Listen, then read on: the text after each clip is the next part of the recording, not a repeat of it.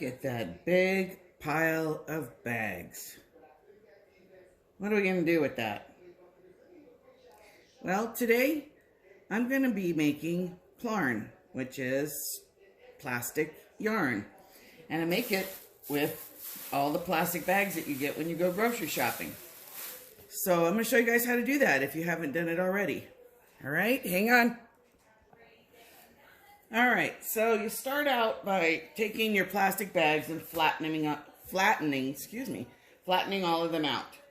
And you want to make sure that when you're working this, you can use any size plastic bags, but when you're cutting, you want to make sure that they're all relatively the same size. And I typically try to not do more than 4 or 5 bags together at a time, because since they are plastic, they tend to get off just a little bit. So the way you're going to do this is, first thing I like to do is cut off the bottom edge here. So just enough so that it cuts off where it's sealed at the bottom of all the bags. You don't need to make it too high up, just enough to cut off that seal. And then I'm going to go ahead and I'm going to accordion fold the rest of these. So it's just your regular accordion fold back and forth like you do when you're making a fan or anything like that.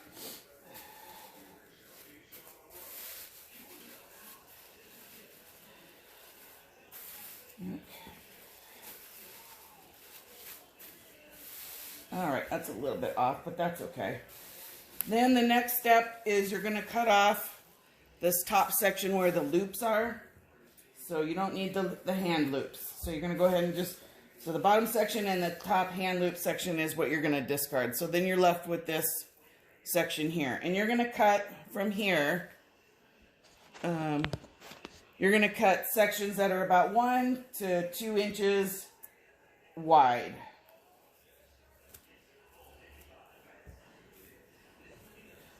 You don't want them any thinner than that because it tends to not, the bags will rip when you start putting them together if you do it thinner than that.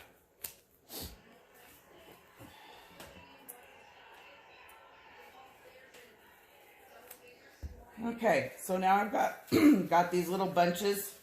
When you pull them out, when you pull them open, they're all loops. So you've got a bunch of these loops. And then you just put them together. And the way you put them together is you'll take 2 and you'll open them up and you'll put them in together. And so you'll take this one and put it through. You'll put it through like that. And then you'll loop that in just like when you're tying a knot. Pull it. And you got a nice little knot right there. So I'll show you that one more time. So now onto these 2. I'm going to go ahead and add another. So I'm going to push this through and pull. And this is why I said you don't want it too thin, because when you're pulling to tie that knot, you're going to end up tearing the plastic.